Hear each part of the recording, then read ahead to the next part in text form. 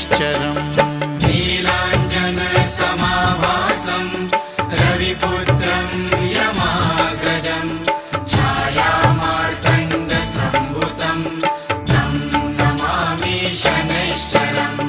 नीलाञ्जनसमाभासं रविपुत्रं यमाग्रजं छायामार्तण्डसम्भूतं तं नमामि शनैश्चरम्।